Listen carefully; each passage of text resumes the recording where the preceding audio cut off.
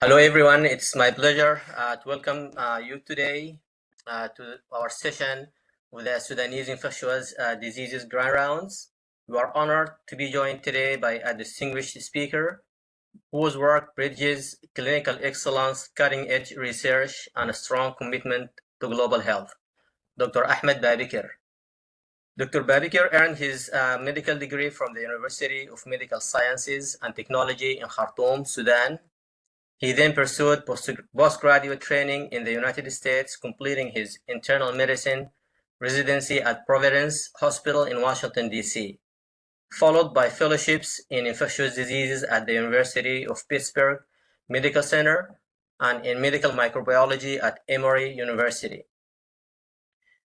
He currently serves as an assistant professor in the Division of Infectious Diseases at Rush University Medical Center in Chicago, Illinois, where he is also a practicing clinician. Dr. Babikir is a board-certified in internal medicine, infectious diseases, and medical microbiology. His research interests include the clinical and molecular epidemiology of multi-drug resistant organisms, the role of the microbiome in colonization resistance, and antimicrobial resistance surveillance in low and middle income settings. Please join me in a warm welcome to Dr. Ahmed Babikir. The floor is yours, Ahmed. Great. Thank you so much, Dr. Azkin, for that very warm introduction. And so although Group A strep is not necessarily one of my particular research interests, but I do have a soft spot for Group A strep. And I'm excited today to talk to everybody about this pathogen and specifically focusing on adjunctive therapy. So I have a QR code for some poll everywhere questions, but I figured since we're a small group, maybe we could, if folks just want to unmute and tell me their opinions instead of doing the QR code, then that way things will go a little smoother and be a little more interactive. I won't be able to see the questions while I'm presenting. So if you do have a question, please just unmute, speak up. So I'm going to start off with a little bit of trivia, which will make some of my slides make a little bit more sense. If you don't know who this is Jim Henson. He is the creator. He's like the creator, the voice of, like, he's just the whole brains behind the Muppets, which was a popular show, I think in the 80s and 90s. And it's actually widely sort of accepted that Jim Henson died from a toxic shock syndrome secondary to Group A strep. He had what sounds like started off as a pharyngitis, which then progressed to disseminated infection and shock. And so I have just kind of a few thematic sort of references to the Muppets. So I'm going to start off our talk with a case. This case was seen at Cook County, which is our sort of safety net hospital here in Chicago. I didn't personally see the case, but this was a case seen by one of our fellows. So I'm just going to present the slides on her behalf. So this is a 28-year-old male with a history of IVDU, intravenous drug use, and housing instability, who was brought to the emergency room after being found down by a bystander. He had a constellation of chest pain and shortness of breath for the preceding 10 days prior to admission, fatigue, and lower extremity swelling for 4 days prior to admission. He denied any fevers, chills, palpitations, headaches, vision change, gastrointestinal, or genitourinary symptoms. So just to kind of touch on some of his past medical history with a bit more detail. So he started using intravenous drugs about 10 years ago. He has a history of needle sharing, but currently uses clean needles that he receives from a medical truck as part of a needle exchange program. He does not do any sort of skin cleaning prior to injection. He believes that he mostly uses heroin, although he does believe that his heroin is most likely cut with fentanyl and Zelaxine, or Tranq, as it's called. And his IVDU has been complicated by a lower extremity wound that started 5 months ago. And he has been preferentially injecting into the wound to preserve sort of his other extremities. He also has a history of MRSA bacteremia 3 years ago. He left against medical advice due to his kind of ongoing substance use disorder at that time. And he was prescribed oral antibiotics for his MRSA, which he did not take. And of course, he also has housing instability, which is of course intertwined with the above. And he's been living alone in his car for several years. So upon exam, when he first presented, his vitals were stable. He was oxygenating well, on room air. He was afebrile. Actually, blood pressure was a little on that. I think that's a typo, but his blood pressure he wasn't hypotensive. He was generally anxious, disheveled, and really, I think the main positive signs that he had was that he had this chronic appearing 4x8 ulcerative wound on his left posterior forearm with areas of eschar development.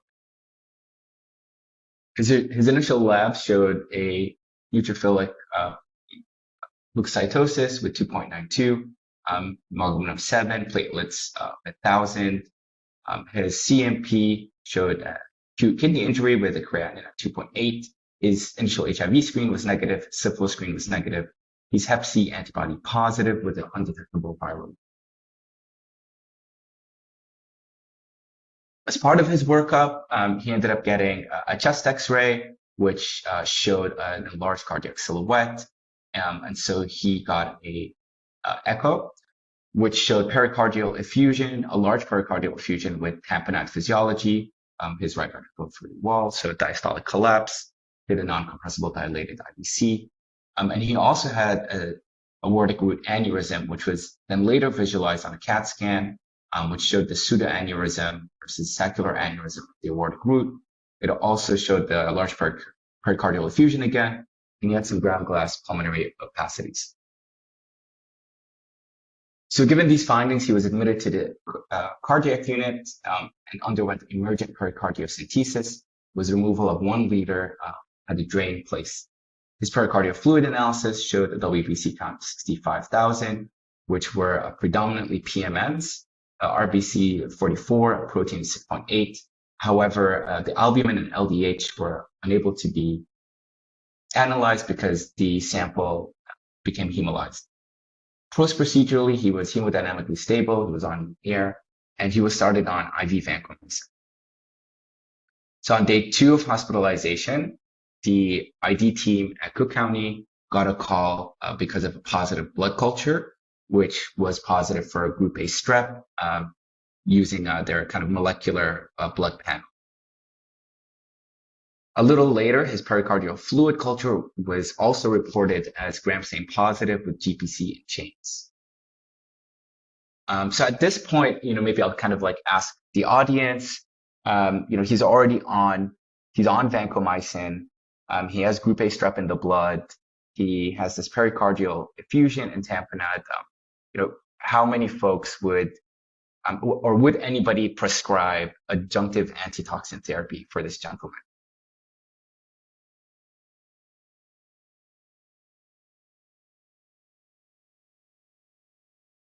No takers? Nobody wants to put their opinion out in public? Is exam for the skin side. Sorry, Yasir, I didn't hear that. It's a physical exam, like the skin. Was it like quite tender? Did they do any imaging for the arm or anything?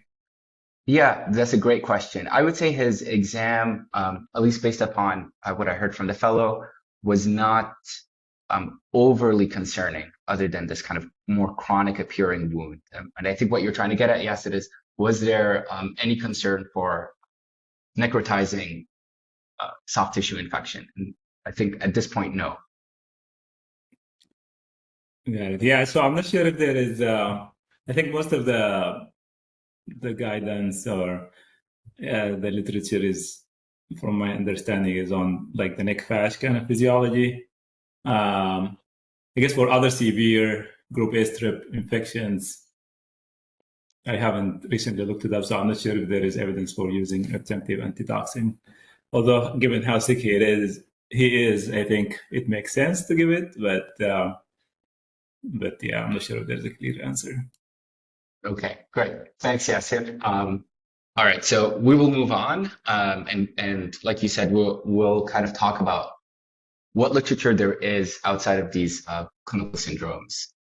Um, so I think this is what I gave this talk previously, and I think this is what people had voted. I think so, and so you can see a bit of a split with 30 people saying no, some people saying yes, and then some people saying more people saying yes, that they would give linezolid versus clindamycin.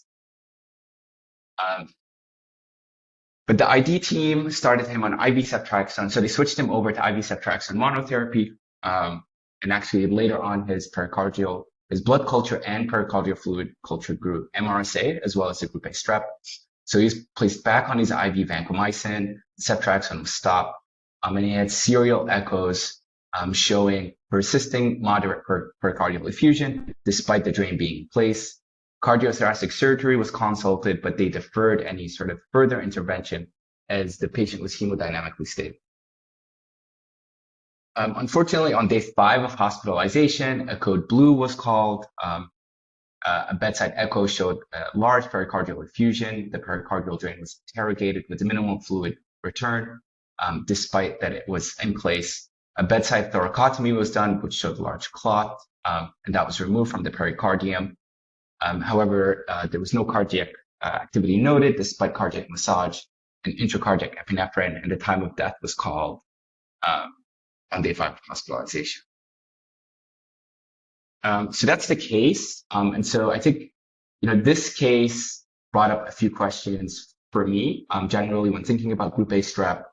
And these are sort of some of the questions that I had, and what I hope to cover a little bit in our talk today. So, the first thing was, what is going on with group A strep epidemiology over the past year or even more than a year?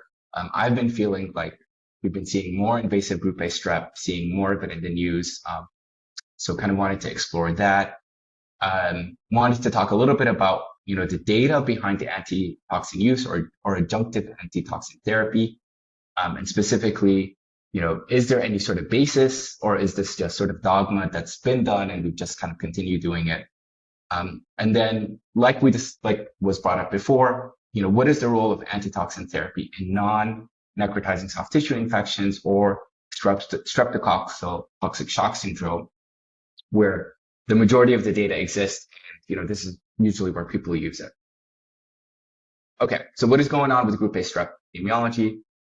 So of course, this is a group of infectious disease physicians. I don't have to tell you, group A strep is a beta hemollytic aerobic gram-positive cocci, and that of course it has a wide distribution of invasive clinical syndromes, including of course the dreaded toxic shock syndrome, but also they can cause CNS infections, endocarditis, bacteremia of unspecified source, intra-abdominal infections, of course, soft tissue infections, and myositis, septic arthritis, and of course, peripheral infections.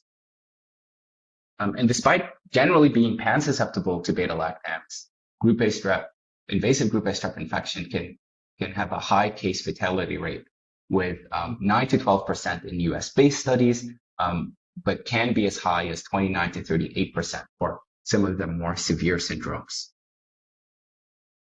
And really, following the relaxation of pandemic restrictions, there has been sort of this steady uptick and reports that have been emerging in the literature and on different listservs that sort of looked a lot like this. You see, reports of group A strep in pediatric populations. This is a report out of Texas. This is a health alert network reported by the CDC. There's sort of Lancet papers from Australia. You have Nature Communication papers from the UK. There was even a WHO report from kind of Western Europe reporting increased incidence of scarlet fever and invasive group A strep out of France, Ireland, Netherlands, and Sweden. And we saw the same thing here in the US also. And so earlier this year, there was a JAMA paper released by the CDC ABC's group, which do population-based surveillance of different pathogens, and they looked at group A strep from 2013 through 2022, and they found that there was an increased incidence from 3.6 to 8.2 cases per 100,000 persons. And they specifically noted a high incidence rate among people experiencing homelessness, people who are injecting drugs, residents of long-term care facilities, and indigenous peoples, particularly American Indian and Alaskan Native individuals. But I will say what's sort of interesting in the data is that if you look at the molecular epi of group A strep globally, and in a lot of these reports, and even within the US, is that this increase is not necessarily being driven by one group A strep sequence type, or sort of one expansion of one particularly transmissible or particularly sort of pathogenic sequence type, at least within the US. And rather, we've seen a kind of polyclonal increase across different sequence types, which is not very typical for a group A strep within high income settings, and more mirrors, what we see in kind of low income settings where we see lots of group A strep across different M types. And there's sort of been a hypothesis that this increase in group A strep post pandemic has been driven by something called the immunity depth. The immunity depth refers to a phenomenon in which there's reduced exposure to common pathogens, such as group A strep or RSV, due to, and specifically here, this is due to the widespread implementation of non-pharmaceutical interventions, such as masking, social distancing, and of course, school closures. And so this has then led to a temporary decrease in population level immunity. This reduction in the natural boosting of immunity results in increased proportion of susceptible individuals, particularly among children and other groups who may not have been exposed to these circulating pathogens. This difference between the previous level of immunity and now this current level of immunity is what is called the immunity depth. And so this has kind of been hypothesized to be the driving force behind what we've been seeing in group A strep, in RSV, but also other pathogens such as mycoplasma. But another sort of interesting epiphenomenon that I wanted to note, which again I think is relevant to the case that I presented and change in epi within the US, is an increase in group A strep infections amongst people experiencing homelessness, and especially those experiencing homelessness and those using IV drugs. So this is a really interesting report out of the University of Vermont that I wanted to highlight. So they reported a substantial increase in the number of community-acquired group A strep bloodstream infections, and predominantly in persons who inject drugs. This sort of surge or increase that happened, as you can see on this figure, starting from 2002 onwards, coincided with the introduction of xylazine into the drug supply. They also, around this time, noticed an increase in fatal opioid overdoses that were again linked back to xylazine involvement. And if you don't know what xylazine is something that is used to cut sort of heroin or fentanyl and can cause peripheral vasoconstriction and ischemia, and has been associated with necrosis at the injection and non-injection sites. And so, the kind of wound that the patient had is typical of these like xylazine local necrosis at the injection sites. They also reported anecdotally that many patients sought care for wounds before being diagnosed with a bloodstream infection. And so, I think this kind of really highlights this intersection of chronic wounds, which are being driven by, substance use, xylazine contamination within the drug supply. We know that group A strep these wounds can then be a portal for group A strep invasive infection.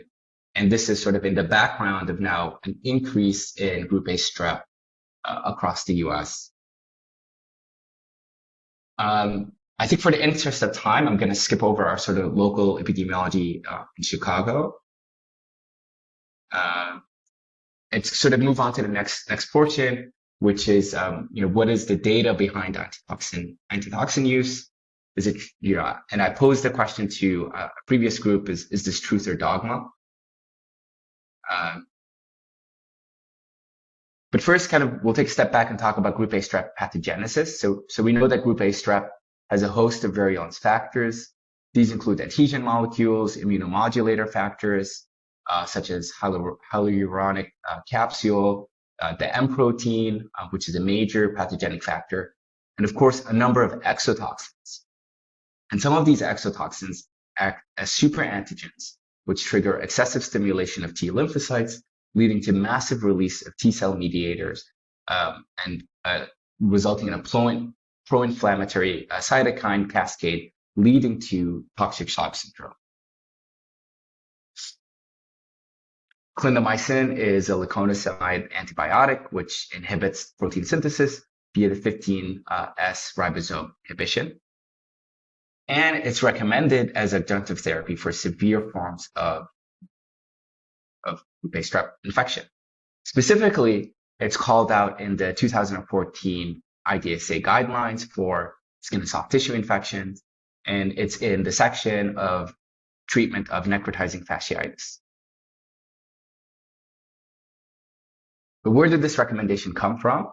And so it came from initially from a person called Henry Eagle, and we're going to kind of go through the Eagle experiments. But this is just a picture that I really like. I think it won the 2019 photography awards, and you can see there's an eagle which came and swooped down on a rabbit which had been simultaneously caught by a fox. So that's all to talk about the Eagle effect. So Henry Eagle was a scientist in the 40s and 50s. And in the 1950s, he had generated a streptococcal myositis model, where he generated this model by taking mice, injecting them with a high inoculum of group A strep into the thigh. He then treated the mice with penicillin after varying durations. So a group of mice after injection, he treated them with penicillin after 3 hours, a group of mice after 6 hours, a group of mice after 12 hours, and then a group of mice after 24 hours. He then sacrificed the mice, took the mouse leg, stripped it off the skin, emulsified the muscle, and cultured it and did colony counting. And what he found is that delayed treatment resulted in higher colony counts, no matter what dose of penicillin he gave. And he hypothesized that this was because when you delay treatment, you allowed the infection to become a high inoculum infection, allowing for bacterial, so you kind of delay the treatment, allowing for a high inoculum size to develop. And he postulated that the efficacy of penicillin was diminished because of this high inoculum infection. And so he termed this as this later came to be known as the Eagle effect or the inoculum effect.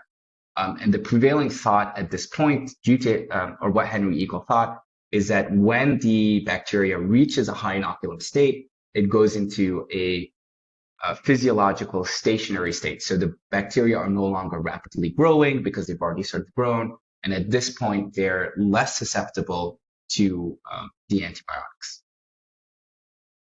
So this was back in the 1950s. But then in the 1980s and 1990s, this was then revisited by Dr. Stevens. Dr. Stevens, of course, is the kind of primary author on the skin and soft tissue 2014 guidelines. So somebody who's done a lot of work in this space.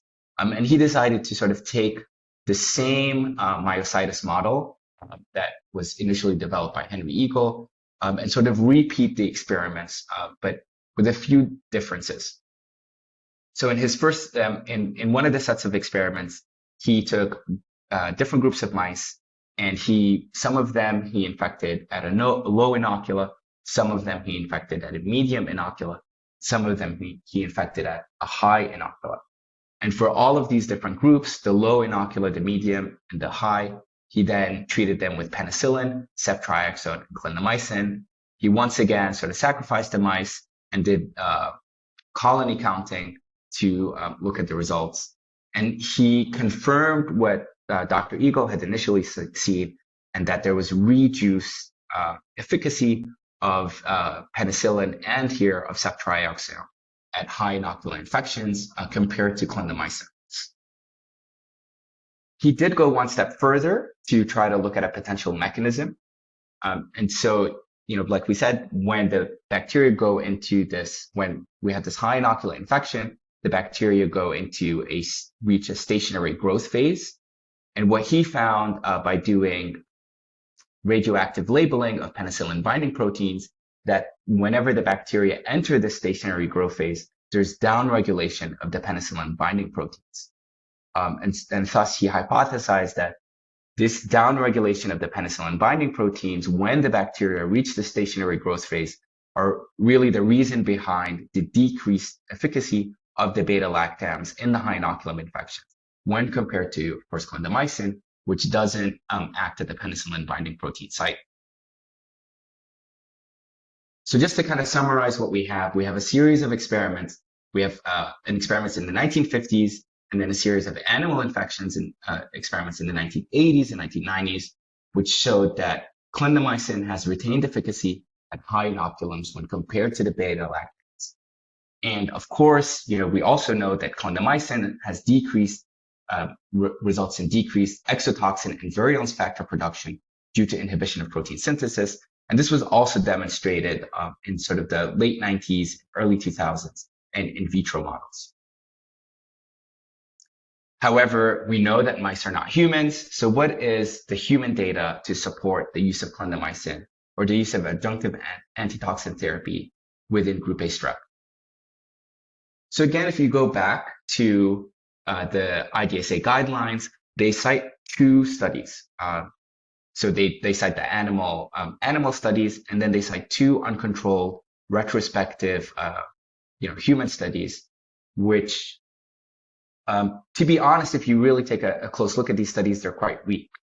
So for the interest of time, I'm not going to do kind of a deep dive on them, but just briefly, the first was a retrospective study of 56 children. Only 19 of them had deep invasive infection that received a protein synthesis inhibitor, mostly clindamycin. These patients mostly received clindamycin by itself, so not as adjunctive therapy. And then the authors did a sort of unadjusted mortality rate, looked at the unadjusted mortality rates in the group of patients that received clindamycin versus didn't, using a t-test, and came to the conclusion that clindamycin has a mortality benefit. The other paper was a case series out of Florida of 257 patients who were hospitalized during a 4-year period and received clindamycin and had received clindamycin. However, out of the 257 patients, only 33 of them actually received clindamycin for a necrotizing soft tissue infection. And in this paper, the odds ratio of mortality was decreased amongst those 33 patients. But really, that's it. Those were the only two papers that were cited as supportive evidence in the 2014 guidelines. So what about since 2014? What data has been published? So since then, there have been a few more papers that have been published, mostly papers of toxic shock syndrome and necrotizing soft tissue infection. And here is just a meta-analysis which has summarized these papers.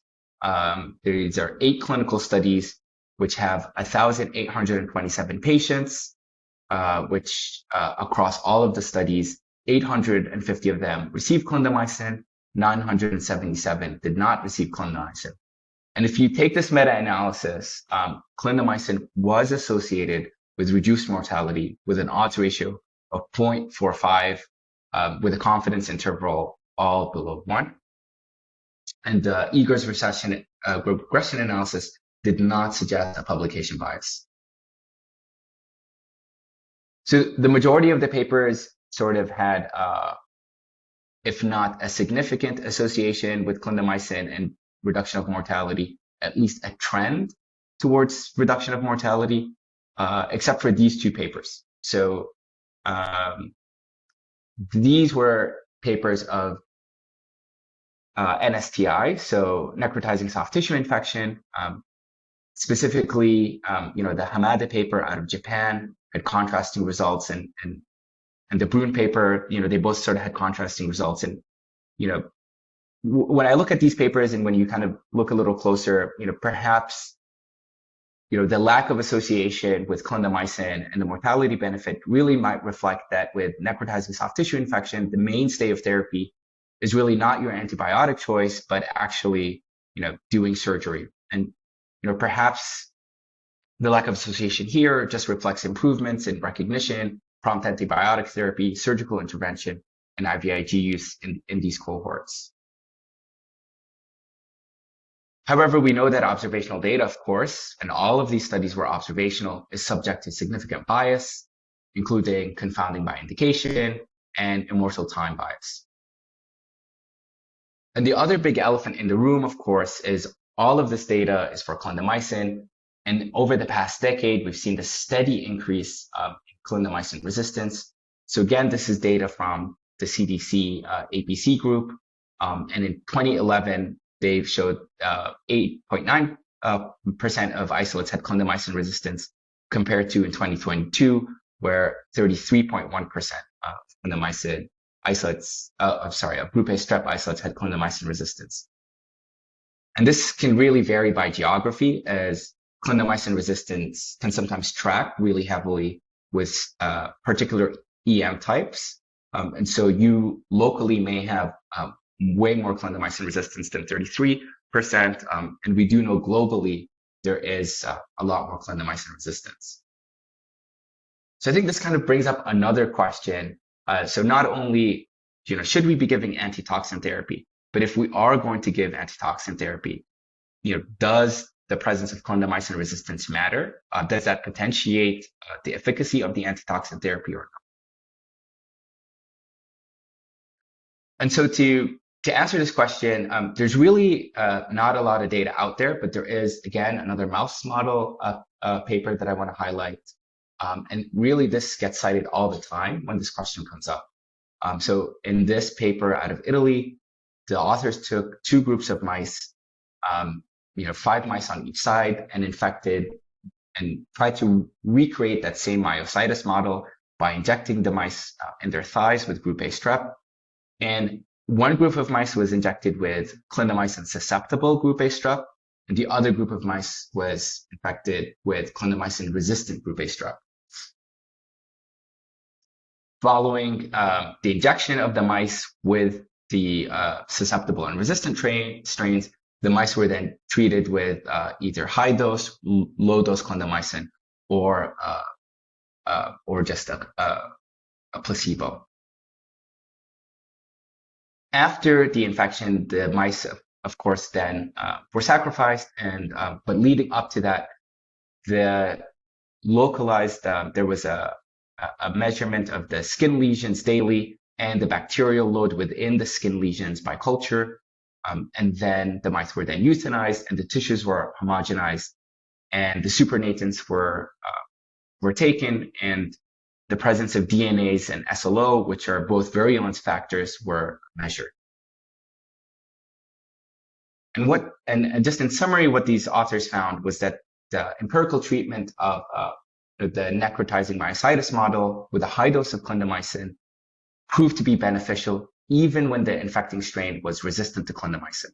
So even if you had a strain that was resistant to clindamycin, treatment with clindamycin in the mice resulted in decreased skin lesions and decreased production of these virulence factors.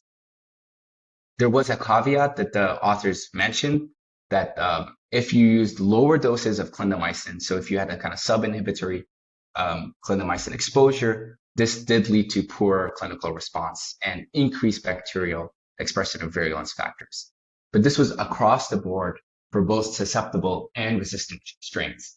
And so really what these authors concluded is that clindamycin resistance per se by itself likely does not impact the outcome of the mice in necrotizing fasciitis.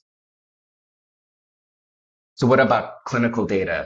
Is there any clinical data this way or that? So in some of the studies that had antimicrobial susceptibility data for their group A strep isolates, there really wasn't any discernible mortality signal, across the clindamycin non-susceptible isolates.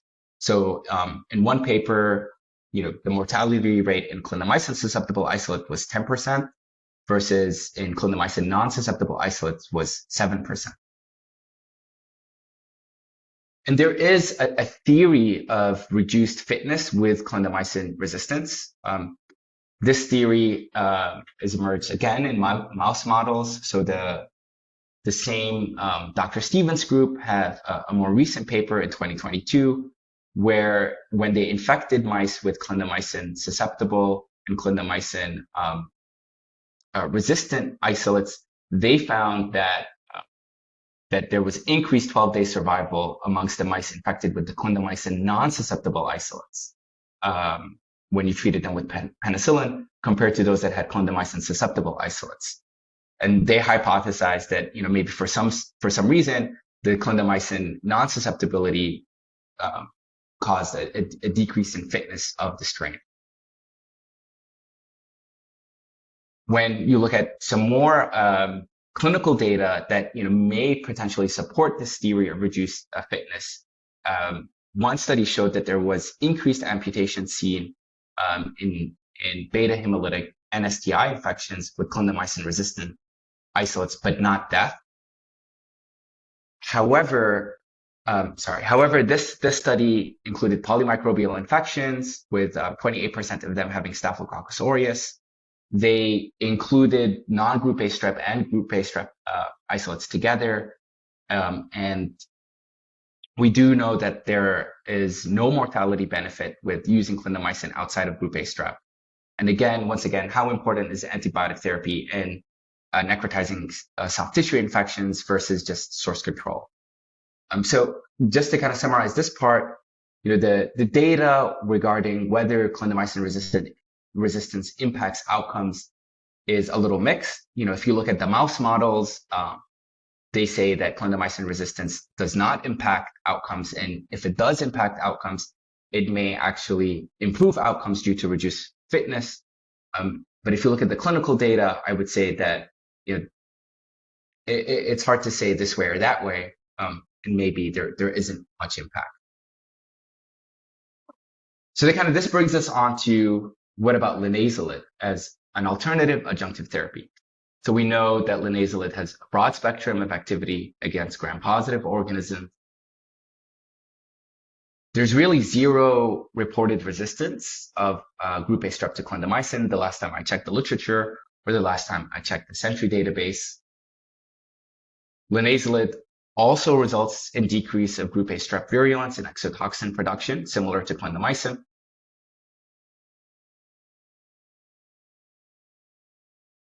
However, though, the clinical data is limited. And really, it's been limited to case reports, which I will not review, 2 quasi-experimental studies, and 2 retrospective observational studies. So the quasi-experimental studies are both very similar in their design. And so I'm just going to sort of lump them together. I talk about them together as sort of, because they have the same sort of design and same sort of trend. But basically, in these studies, the authors they looked at outcomes following a change in their necrotizing soft tissue infection treatment algorithms. So pre-intervention, both of these centers used vancomycin and clindamycin as empiric therapy for necrotizing soft tissue infection. And then they made a change in their treatment algorithm, and they started recommending that people use linezolid instead. And then they looked at outcomes in the pre-intervention period and in the post-intervention period. And specifically, they looked at 30-day mortality, ICU and hospital length of stay, new onset acute kidney injury, and Clostridium difficile infection, or Clostridioides difficile infection. And really what they found is that there was no difference in outcomes other than that there was, of course, less acute kidney injury with linezolid use in the post-intervention periods. However, it's really difficult to take any meaningful sort of takeaways from this because there was a limited number of culture-confirmed group A strep across both of these studies. There's about 8 culture-confirmed group A strep infections in both the studies together. So what about the retrospective observational studies? So the first is a single center retrospective study out of the University of Maryland, where they looked at necrotizing soft tissue infections and streptococcal toxic shock syndrome cases that were treated with adjunctive clindamycin or linezolid.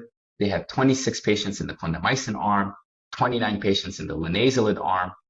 And what they found is that there were similar rates of mortality between the two arms, although this was numerically less in linezolid, but not statistically significant. They looked at SOFA score following treatment and saw that there was a similar relative change in the SOFA score following treatment. And they found no difference in the occurrence of adverse events, such as C. diff infection and thrombocytopenia. And the second was a study that I was fortunate to lead, and this was a target trial emulation of a non-inferiority pragmatic non-blinded trial.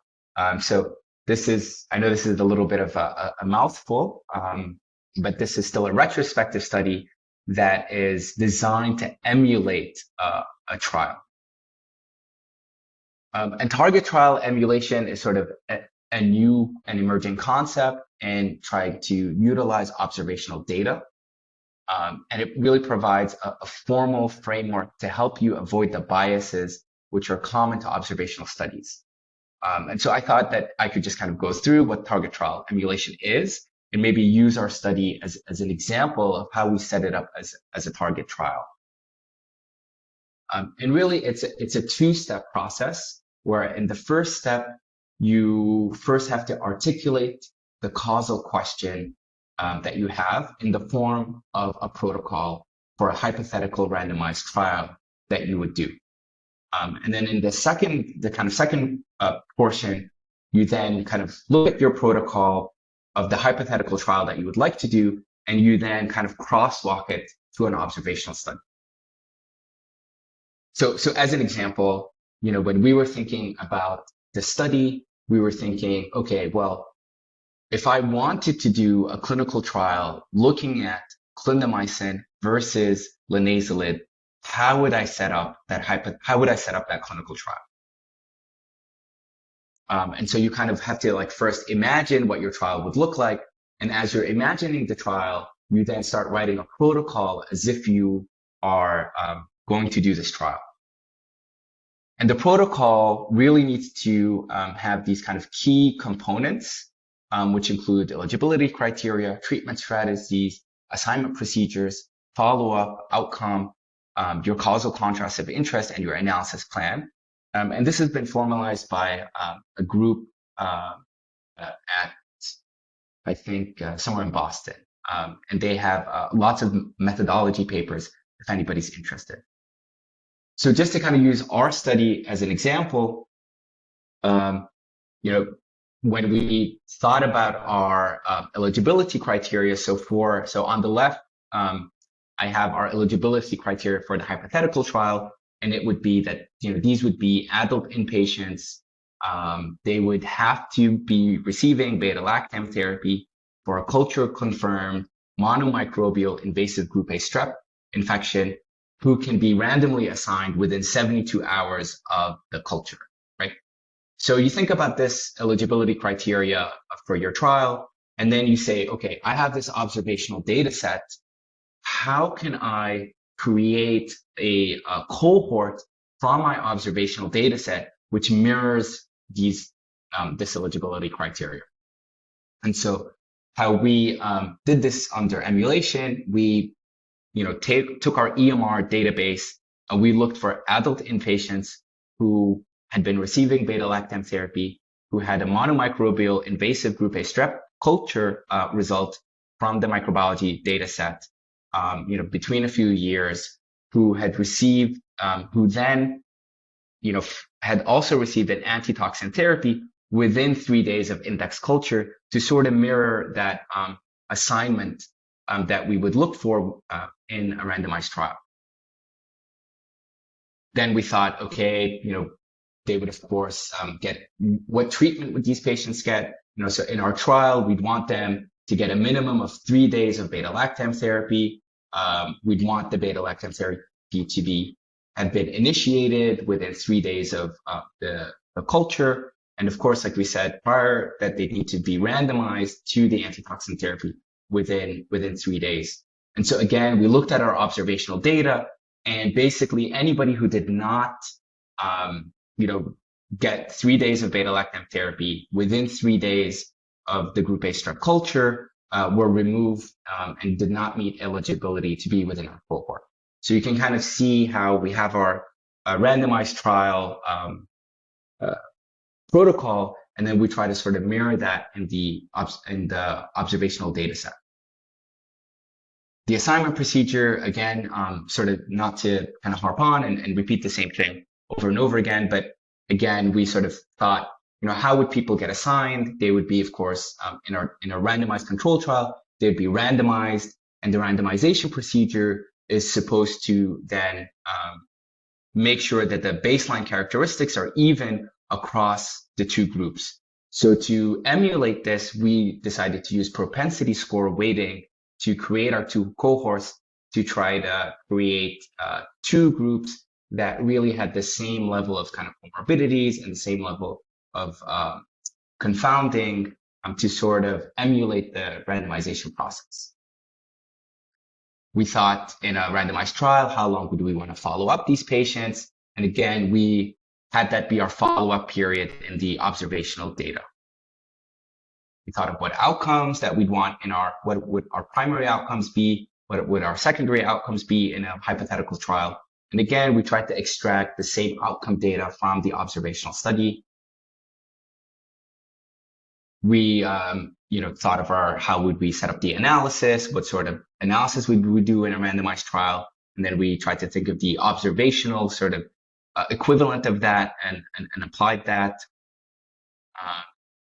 And the same sort of goes for our analysis plan.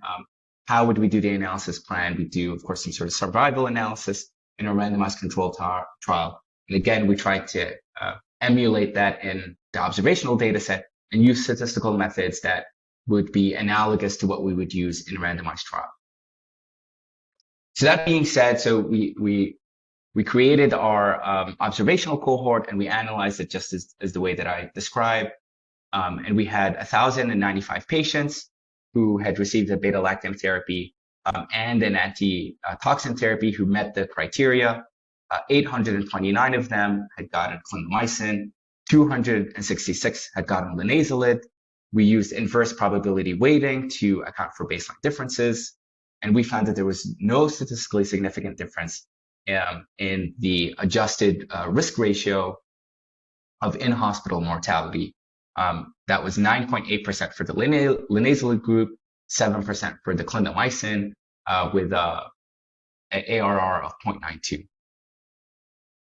Additionally, there was no difference in the length of stay among survivors or C. diff infection.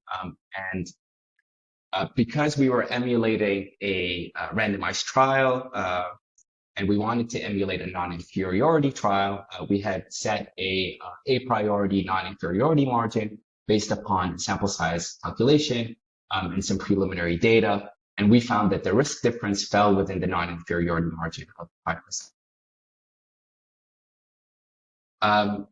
But I just, although this is quite promising, I thought that this was a comment from one of the reviewers who also wrote an editorial piece on the paper, which I thought was quite fitting and really gave a nuanced take on the paper. And this reviewer said that the study is not able to answer the key question faced by the clinician when assessing an acutely unwell patient with suspected invasive group A strep. Should I provide any form of empiric antitoxin therapy at all? And I think this is quite true because we did not have a non-antitoxin therapy group. We just compared clindamycin to linezolid.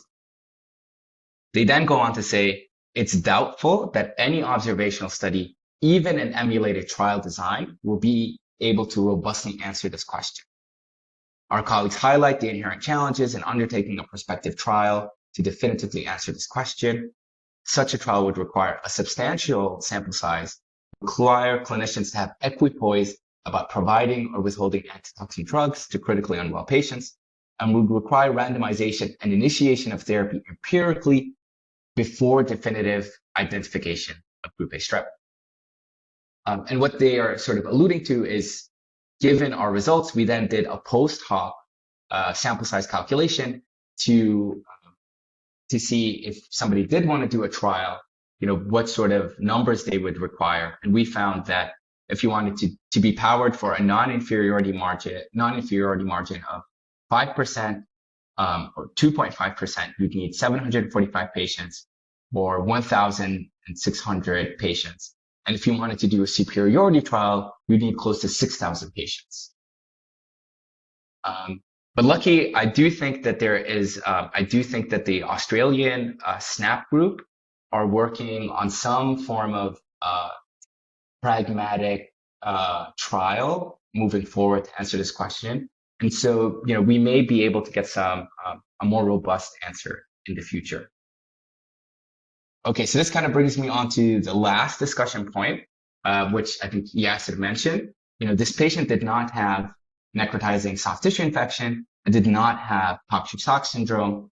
So what is the role of antitoxin therapy outside of these invasive group A strep clinical syndromes? And I had asked, and I guess I had asked a few folks, do they routinely use clindamycin outside of, or antitoxin therapy outside of these two syndromes? I'm getting the sense that this group does not, or maybe it depends on the severity of illness. And I just want to sort of highlight some data that we generated a few years ago. So in an initial propensity score observational study of clindamycin versus no clindamycin for invasive group A strep, we found that clindamycin use across all invasive group A strep syndromes was about 32%. So really what that means is that there is really not a lot of antitoxin use across invasive group A strep syndromes. However, you can see that in necrotizing soft tissue infection, this jumped up to 80%. So, people are really kind of following the guidelines, whenever they see necrotizing soft tissue infection, whenever they recognize it, they are giving clindamycin. This was a little less in those that had shock. So those that had vasopressor dependent shock, this dropped down to 45%. And in the group specifically that did not have shock or did not have necrotizing soft tissue infection, this was 25%. So sort of mirroring the kind of 30% that we saw across the different syndromes. However, I will say that in our initial study of clindamycin versus no clindamycin, we did find a mortality benefit in the subgroup that did not have shock, with an adjusted odds ratio of 0.40, which fell under the confidence interval less than 1. And so we sort of hypothesized that perhaps that there is a role for clindamycin or antitoxin use in invasive group A strep syndromes that are severe, but maybe don't sort of meet that bar in our heads of Cox syndrome or necrotizing soft tissue infection. So I think with that, that's my last slide. And I'll kind of open it up to kind of comments, questions. Would love to sort of hear maybe more from folks, what their clinical practice is for the use of antitoxin therapy, and what they do and what you guys do locally. Thank you very much, Ahmed, for the... This is Jim Hansen. Yeah, sorry. Yeah. Thank you, Ahmed, for the interesting and nice talk. I'm just going to actually ask you what you guys do in your institution. Do you use linezolid versus clindamycin since you did the trial? Yeah, so I will say in my old institution, which is Pittsburgh, they switched over to using linezolid, and actually one of the pre-post studies was linezolid. In our institution, we haven't formally protocolized it yet, but the majority of the group have now switched over to using linezolid. This is for necrotizing soft tissue infection. And when they do use it for group A strep, they have now started preferentially using linezolid. However, I will say that they use less antitoxin therapy in general. I think outside of necrotizing soft tissue infection. Thank you. Any questions from the audience? Please feel free, unmute yourself and ask right away. Assalamu alaikum. Alaikum assalam. Ahmed, thank you very much for the presentation. Really enjoyed it. Just want to ask about your experience. IVIGs as neutralizing the toxin, so could be used as antitoxin. In the UK, we are supported by the Department of Health guidelines. I have to say they are being reviewed these days. So, you know, if you go to it now, it will not tell you to give the IVIGs. But previously, we used to get approval from the local immunoglobulin panel at all the trust I worked in. And the indication will be like a toxic shock syndrome or necrotizing soft tissue infection in the context of group A strep infection. So IVIGs, we don't like recommend it to everyone, but there are criteria. You've isolated group A strep, failure to achieve rapid improvement with the antibiotics and other supportive measures. So I remember I've used it a few times and the outcome was good. If you ask me about the evidence, not really sure, but even the best observational study was Japanese from nationwide database. But again, have to be honest, it didn't show overall like survival benefit. Thank you. Yeah, I agree. And, maybe also since we have a critical care physician on the line, Yasif maybe can also comment. But my understanding is we have generally quite low rates of IVIG utilization. I think if you're not in a major academic center, it can be quite difficult to obtain. There's typically a delay. And so I think for this specific indication, I think there's generally quite low rates of use. The data is, as you said, quite mixed. There was a trial that had been ongoing for a few years, but that had to be stopped for low recruitment and futility. I think there's a group out of the UK that did a meta-analysis a few years ago, which didn't really show benefit. And the other thing really is, of course, you have such high rates of co-administration of clindamycin and IVIG that I think sometimes, it gets hard to kind of parse out what's the, which one is really, driving the improved outcome. Agree. Or, when they are sicky, there is always a high rate of co-administration. Agree. Mm-hmm. Yeah, I don't know. Maybe Yasir, given he's our critical care guy, do you have any thoughts on that, on the use of IVIG for this indication? Do you guys use it? That I've seen it used a lot. I mean, definitely when patient is quite sick, and usually I feel people use it as a rescue therapy, like patient in shock. But I think really this is a nice topic. Have you ever thought of doing like a survey for at least like US physicians? Because this might be a nice one to do. The EIN network, they do these, I think, monthly surveys. I've done survey with them in the past with like OPAT and stuff. So I think it will really be a nice one to capture like especially with the linezolid kind of data and stuff, what's the current, and you can even add IVIG and like the perspective of the US physicians for treatment of invasive group A strep. Yeah, that's a good point. I I reviewed a similar paper recently. I think though it was all Australian data, but it's exactly like what you said, like a survey to physicians looking at their use of antitoxin therapy and IVIG. But I think it was Australian. I don't think it was American that I'm thinking back to it. Got you. Yeah. For others, what Yasser referring to is EIN, is the Emerging Infectious Disease Network, supported by the CDC and has doctors, ID doctors from all the country here. I see Hamad is raising his hand. Go ahead.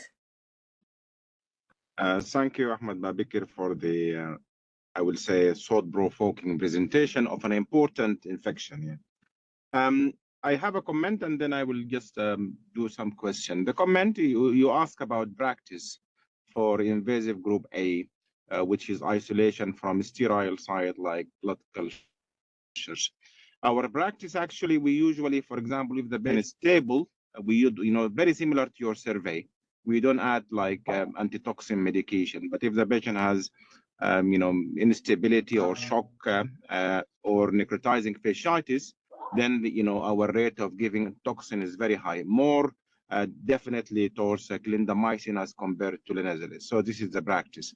So my questions, you already showed sort of the pathophysiology, which is very important to management. My classical understanding that of group A strep, that is this invasive group, most likely has virulence factors, and some of them had superantigens, which is cause a severe disease like toxic shock syndrome and necrotizing fasciitis. So how to lump all this together? For example, my understanding, if you use antitoxin, more of superantigen producing sort of bacteria are more likely to work. And that's why even source control like surgery work on this group of patients. So how can you separate these two groups, and how do you know early which group are the superantigen or not? The second question, your emulation sort of, it's a very valid research question, linezolid versus clindamycin for invasive group A. What prevent to do this like a prospective multi-center having, it's a public health priority across the world, from Australia, from UK, from US? Why cannot this question be answered from a sort of a multi-center study? Thank you. Yeah, these great questions. Yeah, really, I think so. Maybe for the second question, at least based upon the power calculations that we did, you'd really need a large number of patients. We're talking somewhere, probably over 1,000 patients if you wanted to just do a non-inferiority trial. Of course, if you wanted to do superiority, which I think probably nobody would do, you're talking about like 5,000-6,000 patients. I think the issue becomes it's capturing the patient early enough. And I think this is the problem with a lot of pathogen-directed trials. Like the Australians found it very difficult, I think, to complete Merino 3, because you really need to identify the patient very early in their disease course to be able to randomize them to your different arm, to then feel confident that yes, your intervention is like really what's driving outcomes. I think that's kind of part of it. Two, my general understanding is that I think only now is that there wasn't really much equipoise. I think a lot of people for a long time probably would not feel comfortable randomizing somebody who's critically ill to not getting antitoxin therapy. So I think that's one layer. But perhaps if you said, okay, everybody gets antitoxin therapy and it's just a matter of which one, then I think one of the big barriers becomes identifying patients quickly enough to consent them, enroll them, randomize them. So you need to have like, quick micro. Perhaps now with, BioFire or all these multiplex panels being used and Group A strep being on some of them, that lowers the barrier to be able to do this sort of study. And I do think that there is a group that is starting to think about doing this. I think the same group that are doing SNAP, I think they are thinking about having a group A strep arm to SNAP. So I think, people are definitely thinking about this and trying to think about how to do this to answer this question, because it's such a global pathogen with really such a high impact. So your first question about, which patients are the ones, that have the super antigen and that will progress. I don't know, to be honest with you. I think that's a really good question. And, maybe with, transcriptomics being incorporated in rapid diagnostics, maybe we could get to a place where, there is some sort of like panel, like molecular, analysis that you do that can help you predict, they have a group A strep that is like super antigen producing, and, this patient will benefit from antitoxin therapy versus not. But I do think that although the antigen and super antigen production is of course a big part of the pathogenesis, at least if you follow the data of like Dr. Stevens and these people, they think it's as much, the inoculum playing a role as the super antigen production. And that's sort of, why some people advocate for it, even outside of these, super antigen mediated syndromes, if that makes sense. Thank you. Thank you.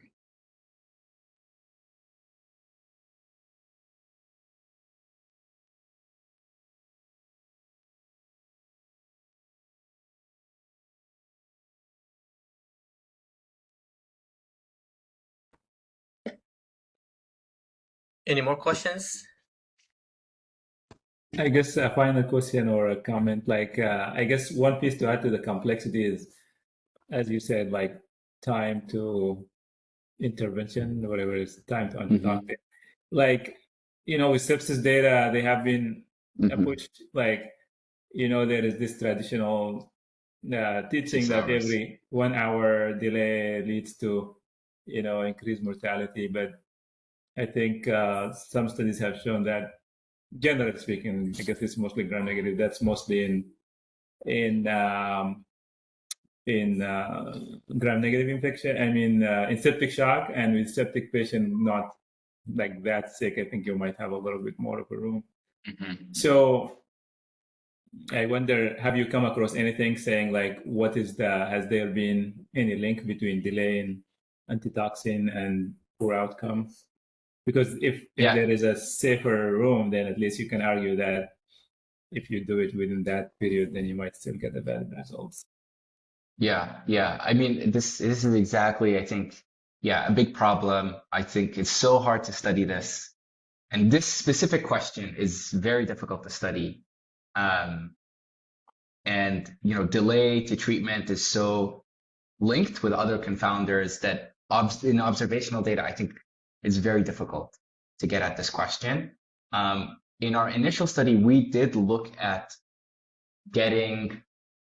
two things. We looked at if getting 1 day, 2 days, 3 days made a difference of antitoxin therapy, or if getting it on day 1, day 2, or day 3, so all within a 3-day period, made a difference. And we didn't find that there was any difference. But that's all observational data, and so it's really hard to take away. And I haven't seen any clinical data, to kind of get at that question, Yasir, outside of what we did.